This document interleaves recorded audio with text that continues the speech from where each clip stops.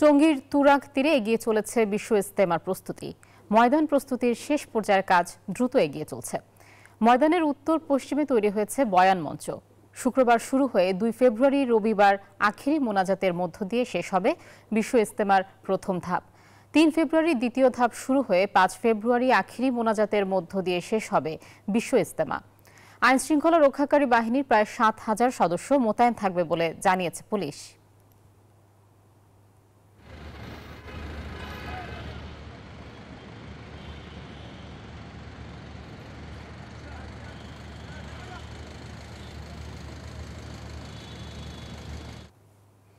দর্শক, বিশ্ব ইজতেমার প্রস্তুতির সবশেষ জানাতে তুরাগ ময়দান থেকে যুক্ত হচ্ছেন সহকর্মী নাজমুল হুদা।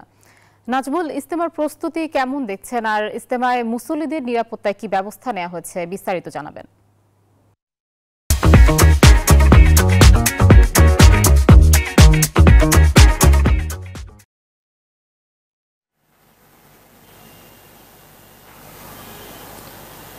আয়েশা, আপনাকে ধন্যবাদ। এই মুহূর্তে রয়েছি আমি টঙ্গীর তুরাগ নদীর তীরে এবং বিশ্ব ইজতেমার 160 একর জমির উপরে যে বিশ্ব ইজতেমার যে প্রস্তুতি এখন পুরোপুরি প্রস্তুত এবং আমরা দেখেছি যে 95% কাজই কিন্তু ইতিমধ্যে শেষ হয়েছে এবং টুকটাক যে কাজ সেগুলো কিন্তু এখনও দেখছেন যে করছে এবং ধর্মপ্রাণ মুসলমানরা এবং সাধারণ যে শিক্ষার্থী অর্থাৎ মাদ্রাসার ছাত্র, শিক্ষক, মুসল্লিরা কিন্তু আপনি দেখছেন যে পুরোদমে যে শামিয়ানার কাজ সেই কাজটি তারা আসলে করছে এবং এখন কিন্তু যে যেহেতু আল্লাহর সন্তুষ্টির জন্য কিন্তু যে তারা মেহমান হয়ে তারা এখানে এসেছেন এবং সেই কাজটি তারা করছে এবং ধর্মপ্রাণ মুসলমানরা যেহেতু বিশ্ব ইজতেমার যে 58তম যে ইবাদতের যে বিশ্ব ইজতেমা সেই ইজতেমার যে প্রথম পর্বের যে কাজ সেটা কিন্তু এখন শেষ মুহূর্তে কাজ চলছে এবং কিছু কিছু কাজ এখন যে জামাতের যে তাবলিগ জামাতের যে স্বেচ্ছাশ্রম সেটা কিন্তু এখন ময়দানে দিচ্ছে এবং